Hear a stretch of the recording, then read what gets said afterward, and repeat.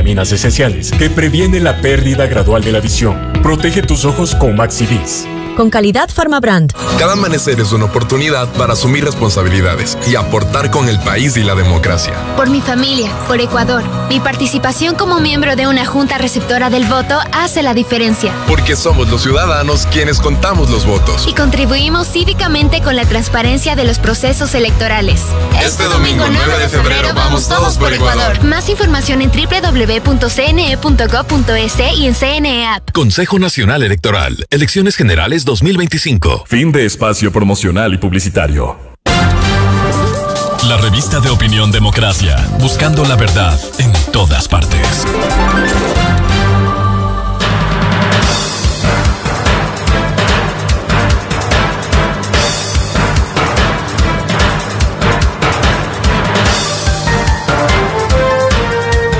7:32 minutos en el territorio continental ecuatoriano, buscando la verdad y abogando por unidad nacional en pro de la paz y la seguridad en el Ecuador.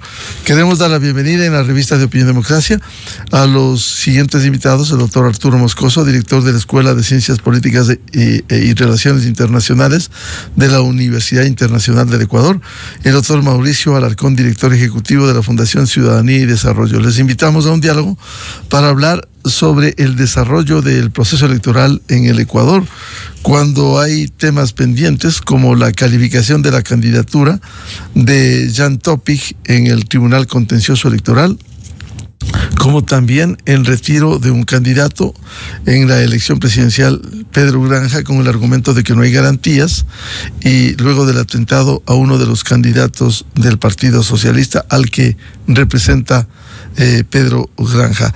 ¿Cómo ve este panorama con estos temas, doctor Arturo Moscoso? Muy buen día. Buenos días, Miguel, gracias por la invitación. Un afectuoso saludo a Mauricio y a la audiencia. Preocupante que la campaña electoral y el proceso electoral en general empiece a percibirse como violento. Esperemos que esto se controle y se contenga. No sé si realmente Pedro Granja está renunciando por esto o porque no iba a votar mucha gente por él. Creo que prefirió curarse en salud, pero evidentemente pues el tema de la violencia y la inseguridad sigue latente en el Ecuador, no se lo ha podido controlar y esto por supuesto que podría afectar al proceso electoral, ¿no? En cuanto al tema de Jan Topic, veamos qué es lo que sucede. Es un proceso también un tanto inusual el que se está llevando a cabo dentro del Tribunal Contencioso Electoral, en donde incluso se ha permitido una audiencia para que se defienda Topic y pues desvirtúe las acusaciones de que ha sido objeto de acusaciones que además de parte de los acusadores no se sostienen, porque la prueba que ellos presentaron ha sido dejada de lado y más bien el mismo CNE el mismo TCE está pidiendo información sobre si es que Jan Topic podría o no tener contratos con el Estado, ¿no? Bienvenido al doctor Mauricio Alarcón. ¿Cómo ve al menos estos dos casos dentro del proceso electoral que se desarrolla en la etapa de calificación o de renuncia anunciada en el caso de Pedro Granja del Partido Socialista? Buen día, Mauricio. Por favor. Buen día, Miguel. Un gusto compartir este espacio con Arturo. Un saludo para la audiencia de Democracia. Estamos frente a lo que suele pasar en los procesos electorales. Candidatos que toman decisiones en función de cómo les va en la campaña. Candidatos que, por supuesto, tienen preocupación sobre la situación de inseguridad en el país. Candidatos que echan mano de la vieja confiable para deshacerse de enemigos, de rivales o de opositores en la contienda.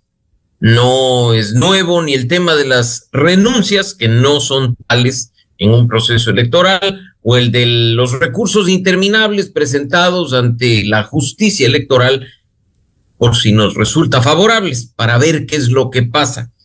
Respecto de lo primero, creo que hay que partir, Miguel, de que nuestro Código de la Democracia señala con claridad que una vez que una candidatura está calificada, es irrenunciable. Tú puedes renunciar por cuenta propia y por buena voluntad al fondo de promoción electoral. Puedes renunciar a hacer campaña, a recorrer las calles y compartir con la ciudadanía, pero no puedes renunciar a tu candidatura. Una vez calificada, así te pares de cabeza, aparecerá tu fotito en la papeleta y la gente te podrá votar. La política y la participación política, Miguel, no son un juego. Y si bien es cierto, estamos en este caso frente a una situación de inseguridad señalada por uno de los ya calificados candidatos a la presidencia, ya hemos visto en ocasiones anteriores que se retiran o renuncian, que insisto, no lo pueden hacer, quienes ven que en las encuestas no despuntan y que el favor popular no les sale bien o no les sale como se esperaba, ¿no? Entonces, ese primer punto creo que hay que tenerlo en cuenta. Respecto del segundo, de nuevo, el torpedeo de recursos, de denuncias, de acciones ante la justicia electoral. No se dio originalmente solo sobre el candidato Topic, sino también sobre el candidato Rabascal, quien ha sorteado relativamente bien el escollo de la justicia electoral y ve ya su candidatura en firme. El tema de Topic aún está por verse, con cuestiones que además resultan risibles, porque los denunciantes, por ejemplo, forman parte de la organización política o de una de las organizaciones políticas que lo auspiciaron hace menos de un año o un año en el proceso electoral anterior, ¿no? Y que ahora se han dado cuenta de temas del candidato y que pues no les queda otra que denunciarlo. Parecería más una estrategia para tratar de llamar la atención que un cumplimiento de principios de ética respecto de lo que significa hacer bien la política, ¿no? Y además no hay que olvidar, Miguel, y con esto termino, la situación que ha atravesado el Tribunal Contencioso Electoral durante los últimos meses, con fuertes cuestionamientos respecto de su independencia, su imparcialidad, y creo que hay que estar muy atentos a lo que ocurra, no por simpatías o antipatías con el señor Topic, sino por lo que significa el respeto al Estado de Derecho, a los mandatos de la Constitución y a lo establecido en la ley respecto de la participación política electoral. Doctor Arturo Moscoso, ¿significa entonces que Jan Topic, luego de la decisión del Tribunal Contencioso Electoral, seguiría en este proceso electoral? Así debería ser si es que se decide sobre derecho, creo yo. Estoy totalmente de acuerdo con el señalado Mauricio. Creo que hay una utilización política de este proceso a fin de descalificar a uno de los candidatos que tiene opciones dentro de la ley electoral. Veamos el pronunciamiento, hay que estar atentos y hay que estar vigilantes del pronunciamiento del TCE. También veamos si es que nos surgen pruebas que realmente demuestren que el señor Topic tiene contratos con el Estado. Aparentemente no es así, pero habrá que esperar en todo caso a la resolución, porque incluso hay hasta una reserva sobre la información que se mantiene en la investigación que está haciendo el Tribunal Contencioso Electoral. Pero ya en cuanto a las elecciones en sí, esto podría justamente reconfigurar, ¿no? Reconfigurar el tablero electoral si es que sale la candidatura de Topic. Evidentemente que, y de acuerdo también con Mauricio, las candidaturas son irrenunciables, pero a efectos prácticos ya pues no se contará con granja en la papeleta, ¿no? Estará ahí probablemente, pero ya no hará campaña si es que sería su decisión definitiva, lo que evidentemente no va a causar ningún efecto en la elección, porque el señor Granja no iba a votar casi nadie por este individuo, así que pocos serán los efectos que tenga esta supuesta renuncia, ¿no? Que como señalado, pues Mauricio es inaplicable legalmente de acuerdo a lo que señala el Código de la Democracia, ¿no? Doctor Mauricio Alarcón, si bien no ha habido el debido sustento, como se ha advertido en la denuncia contra la candidatura de Jan Topic, esto no pone también en duda respecto de los controles más rigurosos que debiera haber, porque lo que se ha mencionado, no documentado, lo que se ha mencionado, que es indudable que Jan Topic tiene vinculación con Telconet, con las empresas que en la mayoría del país tienen contratos con el Estado, no necesariamente él como persona, pero sí como parte del grupo de las empresas. Miguel, yo creo que hay que empezar a discutir sobre la delgada línea que divide lo legal de lo ético. Yo creo que no podemos ni debemos enfocarnos simplemente en el mero cumplimiento de lo que dice la norma, aunque eso es importantísimo, y lo he dicho, en cuanto al respeto irrestricto al Estado de Derecho, a ese principio según el cual mandan las leyes y no las personas. Pero hay que ir un poco más allá. Hay que empezar a ver también el aspecto ético de quienes van a representarnos o aspiran a representarnos después de participar en un proceso electoral, ¿no? Poco te dirán, yo cumplo con lo que dice la ley dice que yo no debo tener contratos con el Estado y yo no los tengo. Ahora he escuchado mucho que se habla de testaferrismo, que se habla de mil y un cosas, lo cual probablemente sí cae en el cometimiento de delitos en caso de probarse, pero te puede demostrar a ti que no hay incumplimiento, pues, de lo que dice la ley respecto a los candidatos. Ahora, es ético que un candidato, por ejemplo, antes de participar, se deshaga de sus acciones cuando sabe que de una u otra manera va a mandar en la estructura societaria de su empresa. No es la primera vez que lo vemos, pues, en el gobierno pasado también ocurrió algo parecido. En definitiva, yo creo que aquí hay que empezar a ir más allá de la ley, respetarla, por supuesto que sí, pero exigir que nuestros candidatos, y a eso me refiero con ir más allá de la ley, no simplemente se ciñan a lo que dice la norma, sino que eleven la varita un poco más y empiecen a decirle a los ciudadanos, si bien la ley me dice esto, yo estoy mucho más arriba, ¿no? Declaro, por ejemplo, mis posibles conflictos de interés. Declaro lo que estoy haciendo, lo que hace mi familia, lo que está haciendo el conglomerado al que yo representaba hasta hace poco con el Estado, de tal forma que sean ustedes, a través del voto, los que saquen sus propias conclusiones. Pero eso es algo que, por desgracia, poco o nada lo vemos, y más bien el debate político termina ensuciándose entre quienes quieren deshacerse de una candidatura bajo las viejas argucias legales y quienes están ahí defendiendo la rajatabla para ver si el resultado les beneficia o no en función de ciertos temas, ¿no? Entonces yo creo que acá hay que empezar, insisto, a discutir lo legal y lo ético, no únicamente el cumplimiento de la norma. Doctor Arturo Moscoso, esto es importante, la aplicación de la ley no puede estar en duda, pero también la parte ética. ¿Cómo mejorar los controles?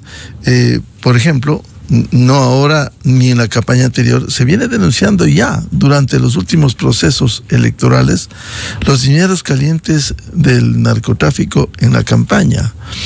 Tenemos elecciones presidenciales, pero también legislativas, como hubo anteriormente las elecciones seccionales. ¿Cómo mejorar los controles? Bueno, lamentablemente tenemos un CNE que no logra controlar eficientemente las campañas electorales en todo nivel, ¿no? No solo el posible flujo de dinero producto del crimen organizado dentro de las campañas, sino en general la realización de las campañas en tiempos o bajo medidas normales, ¿no? Como, no sé, el tema de cumplir con no hacer campaña anticipada, limitar el uso de recursos, etcétera, etcétera. Eso no sucede en el Ecuador. No sucede en el Ecuador. El CNE es incapaz de controlar, se lava las manos incluso, ¿no? Muchas veces hemos visto a los funcionarios del CNE diciendo eso no nos compete o eso no lo podemos hacer, ¿no? Y simplemente pues lo dejan pasar y las campañas pues siguen sin ningún control ni vigilancia. Más bien son las organizaciones de la sociedad civil, justamente como la que preside Mauricio, ¿no? Las que un poco llaman la atención sobre esto, pero si de la autoridad electoral no hay la voluntad de hacerlo, pues no va a suceder. Y peor aún, con lo que significa que el narcotráfico penetre en la política, ¿no? Los controles son laxos y no solo eso, sino que el narcotráfico puede ejercer una influencia perniciosa en las autoridades, sea por corrupción o sea por intimidación, pero que justamente puede disminuir el nivel de control que pueda tener un organismo sobre esa penetración de esos capitales, ¿no? Y con respecto a lo que señalaba Mauricio hace unos minutos con relación a la ética, claro, es un llamado a la conciencia de los políticos, pero nuestros políticos lamentablemente no tienen conciencia, ¿no? Nuestros políticos nuestra clase política en general es una clase política que está abocada a trabajar por sus propios beneficios y no por el bien común. Y pues en esa medida, ¿qué les importa a ellos que sus candidaturas estén en entredicho o tratar de demostrar que no tienen relaciones con el Estado, etcétera? Lo importante es ganar a toda costa y punto, ¿no? Esa es la realidad de nuestra política, lamentablemente. Y pues, claro, lamentablemente las palabras de Mauricio con relación a nuestra clase política caen en saco roto, ¿no? Doctor Mauricio Alarcón, ¿cómo mejorar los controles cuando en el país no es nuevo? Se ha denunciado, por ejemplo, los dineros calientes del narcotráfico que inyectan a la campaña electoral. ¿Es posible fortalecer la institucionalidad para que mejoren los controles? Yo creo que no solo es posible, Miguel, sino que es urgente que eso tenga lugar. Ya no es un problema de leyes. No podemos caer en el tema de necesitamos reformar por enésima vez el Código de la Democracia. Lo que tenemos que hacer es que las normas que están vigentes desde febrero de 2020 se apliquen. Hemos visto para este proceso electoral que, por ejemplo, el sistema de rendición de cuentas en tiempo real de las organizaciones políticas y sus candidaturas en cuanto a ingresos y gastos va a estar en vigencia. En buena hora por ello. Necesitamos ciudadanía que haga uso de esa información y esos datos y haga control social. La interconexión que tiene que darse entre las bases de datos del CNE, de la UAFE, del SRI, de la Superintendencia de Compañías, entre otros, tiene que estar ya activa, de tal forma que no necesitemos desde el Consejo Nacional Electoral mandar pedidos de información como los que hacemos los ciudadanos, esperando que las instituciones las contesten en los 10 o los 15 días que manda nuestra ley de transparencia y acceso a la información pública, sino que esa interconexión en tiempo real les permita tener controles efectivos. Así es que todo pasa principalmente por aplicar la norma y eso debe hacerse de manera urgente. Los problemas del financiamiento de la política, Miguel, no son nuevos. Hay quienes venimos denunciándolo desde hace años. Y no solo me refiero a lo que hoy es quizá lo más preocupante, el narcotráfico y el crimen organizado tomándose organizaciones políticas, sino también los grandes grupos de corrupción que hacen de las suyas una vez que los candidatos que han auspiciado oficiosamente terminan en el poder. Así es que ojalá empiece a aplicarse a cabalidad de rajatabla la norma para recuperar, por supuesto, la seguridad jurídica y el Estado de Derecho, pero sobre todo para demostrar que la impunidad empieza a terminar en Ecuador. Si tenemos partidos, movimientos, candidatos que una y otra vez repiten estas malas prácticas, es porque cuando han hecho en años anteriores, simplemente ni siquiera han recibido la más leve sanción.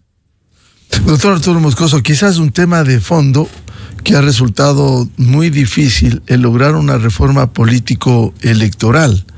Cierto es que este momento no se puede hacer dentro de un proceso o un año antes, como dice la norma constitucional, pero cuando el Ecuador emprende esa reforma, a cada momento, cuando hay como se denosta la permanencia del Consejo de Participación Ciudadana, los 5 poderes del Estado, cómo viabilizar esos cambios, cómo fortalecer la organización político-electoral cuando existe todavía un sistema que ha permitido la proliferación de organizaciones políticas, más de 230 en la arena política.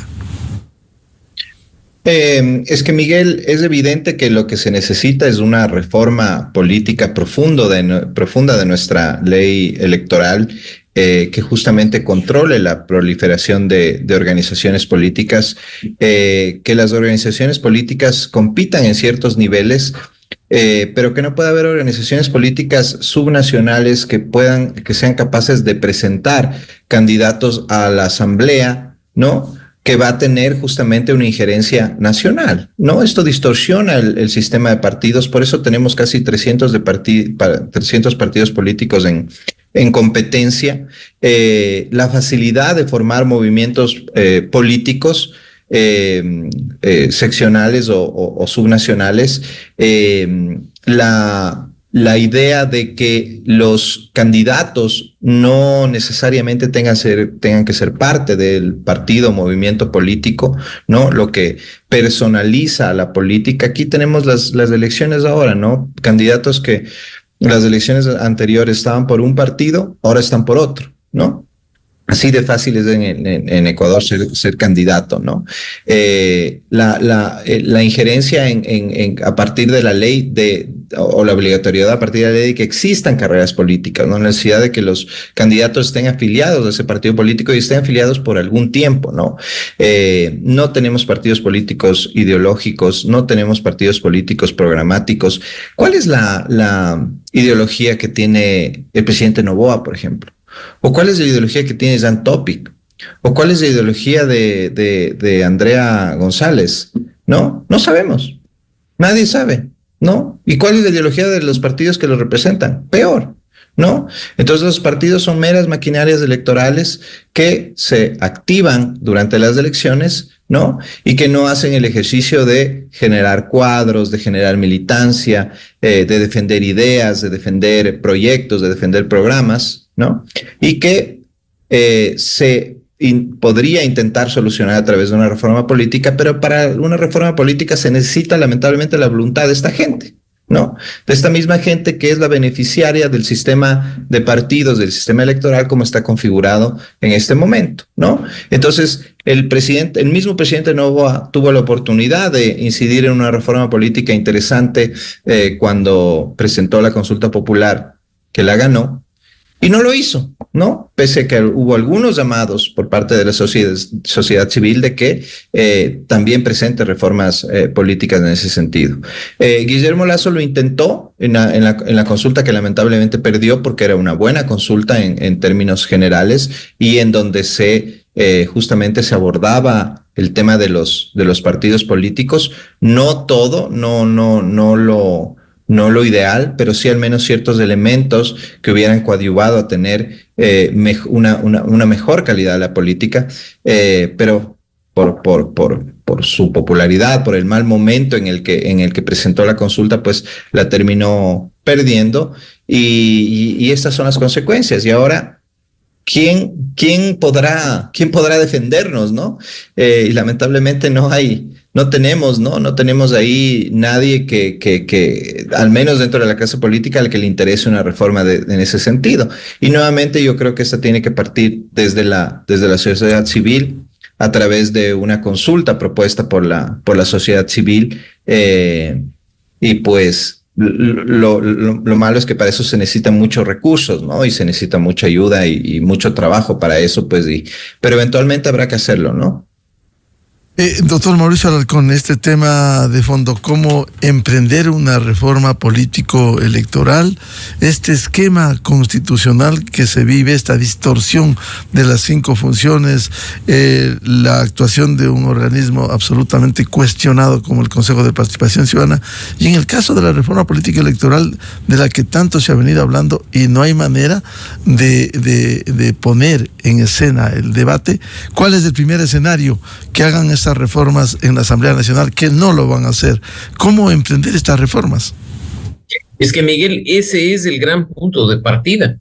Quienes tienen a su cargo reformar leyes son los que se benefician de su estado actual. ¿Por qué cambiarlas si más nos conviene defender el status quo normativo? ¿Por qué eliminar el financiamiento de la política de la forma en la que está o cambiarla si como está vigente nos beneficia? ¿Por qué cambiar el sistema que hizo que proliferen los partidos y los movimientos políticos si tener 275, 280 o las que sea nos beneficia a nosotros? ¿Por qué cambiar las leyes si las estamos aprovechando? ¿No ejercen un cargo de representación? no piensan en el país, no están atendiendo las demandas de la ciudadanía. Yo creo que definitivamente no. Y el gran reto que tenemos por delante, incluso a propósito de este proceso electoral, es elegir bien, pues. Arturo ya mencionaba lo que tiene que ver con los partidos y movimientos de papel, sin ideología, sin principios, que se paran en una esquina y te preguntan, disculpe, ¿quiere usted ser candidato? Venga, aquí hay una organización política dispuesta a auspiciarlo. No pregunte ni qué queremos ni qué pensamos, va a tener platita para aparecer en medios y va, si todo sale bien, a ganar bajo el amparo de nuestro candidato. ¿Y qué viene después? Si votamos por camiseteros, no esperemos resultados distintos.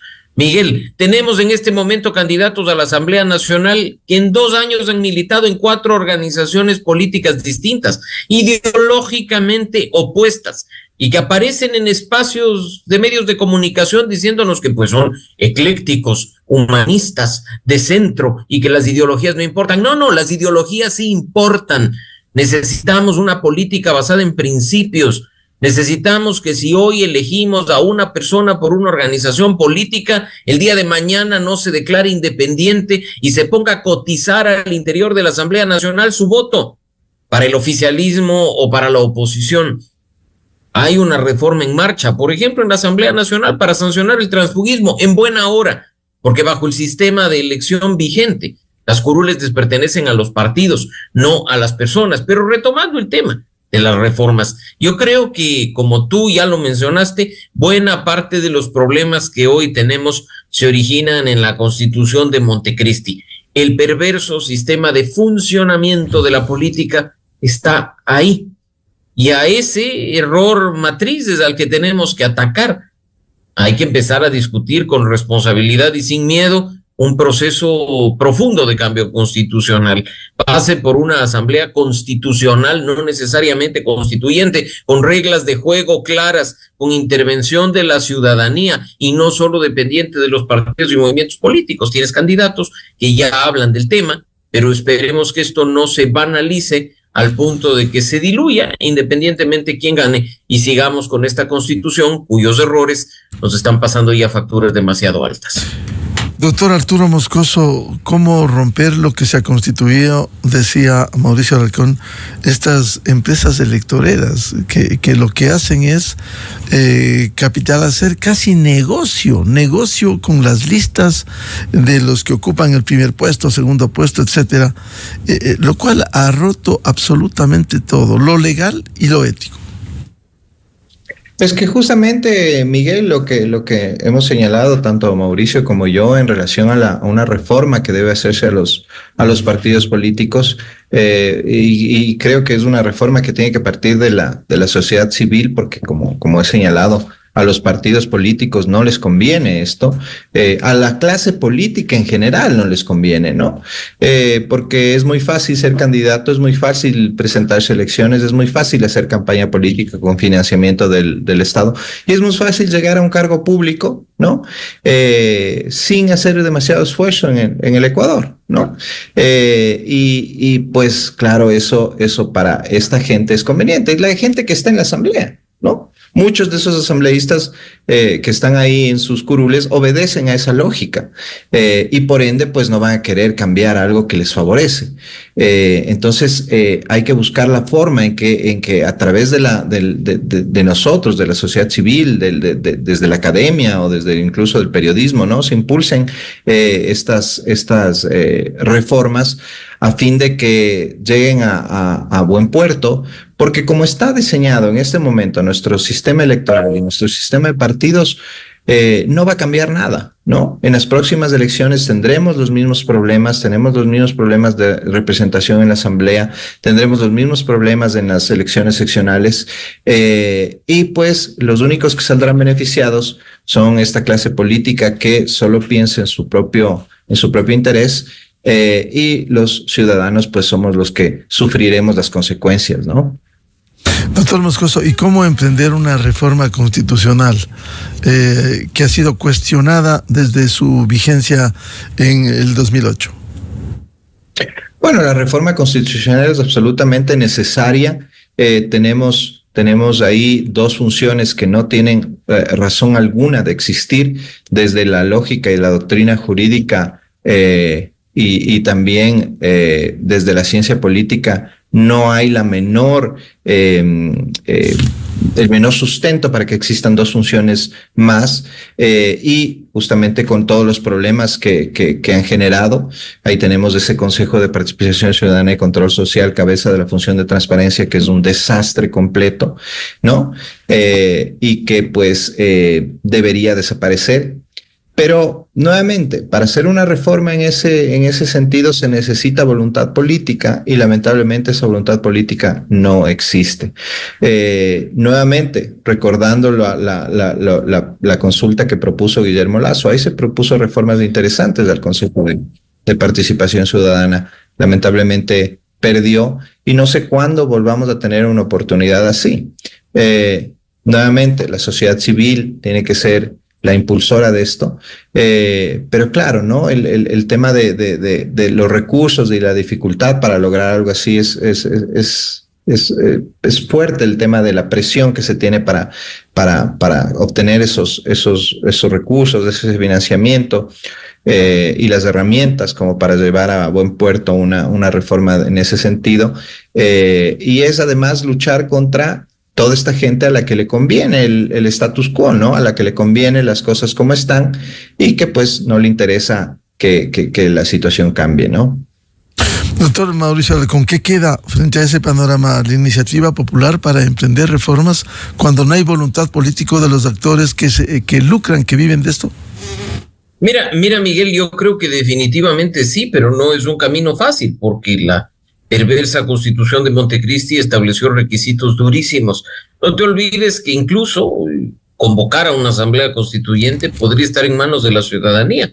No solo el Ejecutivo y el Legislativo tienen iniciativa de asamblea constituyente, sino también la ciudadanía, y esa iniciativa establece también las reglas de juego, establece también la forma en la que se eligen los constituyentes, cómo va a funcionar, qué tipo de poder tiene y qué es lo que va a hacer. Pero para ello, por ejemplo, necesitaríamos cerca de 2 millones de firmas, una cantidad bastante difícil de conseguir por la buena voluntad o por los que dicen que les preocupa la Constitución.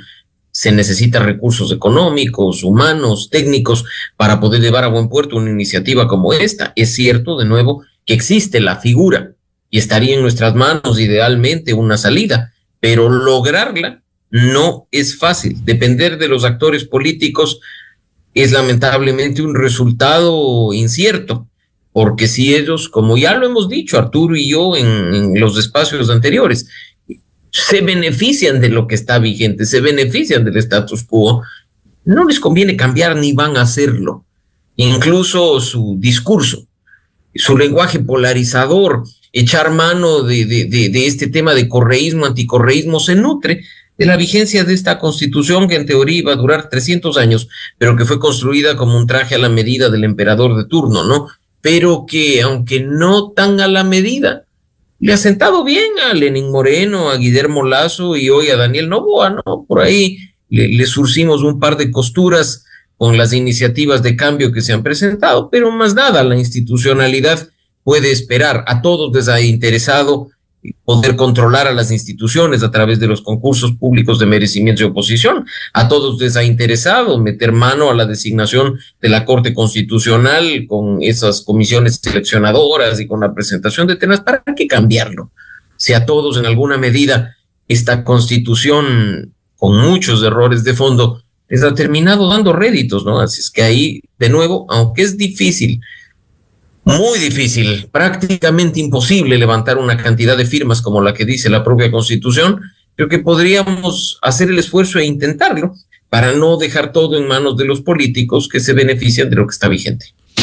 Doctor Arturo Moscoso, volviendo a este proceso electoral, ¿vamos a lo mismo en estas condiciones y con el mismo marco legal y sin expectativa de mejoramiento para el país? Sí, por supuesto, ¿no? El escenario es idéntico, no ha habido ningún cambio fundamental en lo en lo que respecta al sistema electoral y al sistema de partidos, tendremos una asamblea posiblemente fragmentada, peor aún si es que sigue cayendo la popularidad del presidente. No habrá un partido mayoritario que controle la asamblea. Los acuerdos serán nuevamente acuerdos sin opacos que la ciudadanía no conoce qué es lo que se está acordando, porque dentro de la política, Miguel, está bien hacer acuerdos, de eso se trata la política, pero esos acuerdos tienen que ser transparentes, tienen que ser sobre la mesa, ¿no? Y aquí lo que se acostumbra es hacer acuerdos pues que simplemente se queden entre cuatro paredes y que la ciudadanía no conoce. ¿Y por qué? Porque seguramente algo no tan santo se está pactando, ¿no? ¿Cuál fue el acuerdo al que llegó, por ejemplo, el presidente Noboa con el correísmo y el Partido Social Cristiano en los inicios de su gobierno, ¿no? ¿Qué significa ahora, por ejemplo, un tema que también es sumamente preocupante, las ternas que se han enviado para la renovación de la Corte Constitucional, ¿no?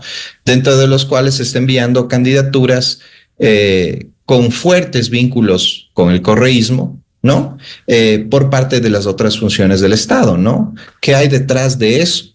¿Qué hay detrás de la comisión calificadora de la Corte Constitucional, incluso, que es una comisión con respeto de los miembros que no está a la altura de elegir a jueces constitucionales, ¿no? Porque no tiene los requisitos que debería tener una comisión de ese tipo. ¿Por qué se lo hace?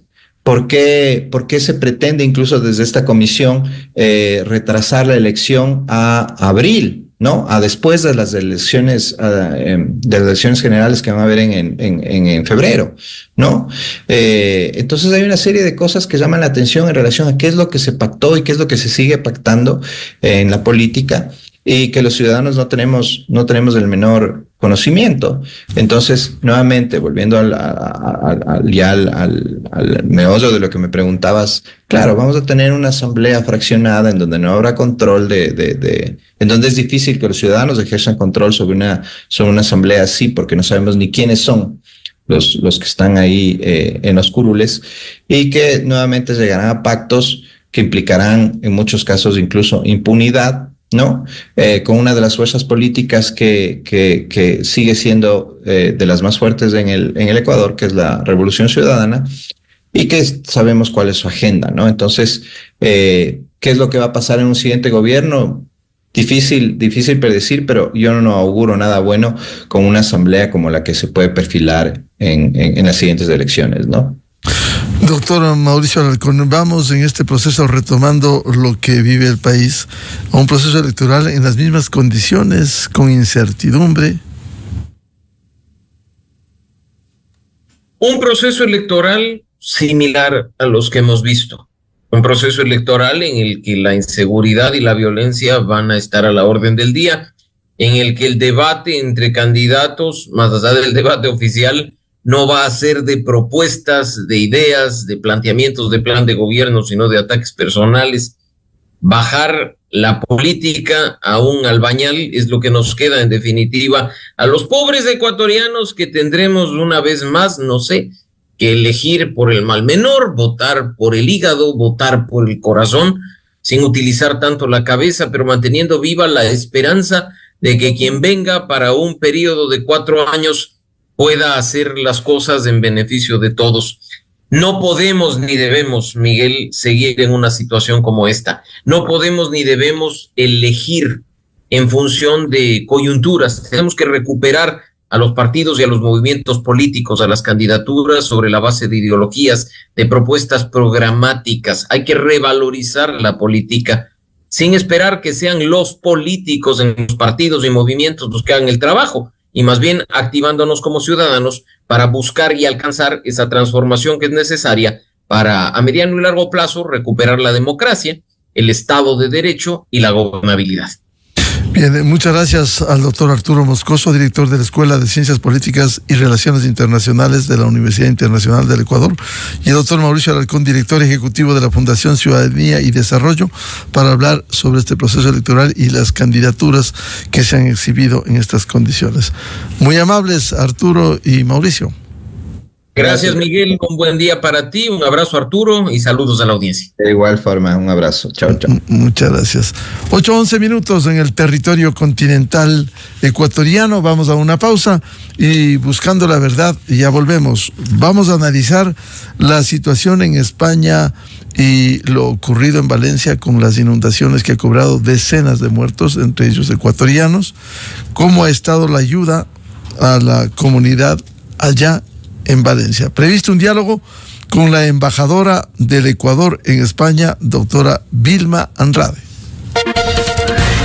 Desde 1984 con Gonzalo Rosero. La revista de Opinión Democracia. Siempre líderes, siempre confiables. Enseguida regresa Miguel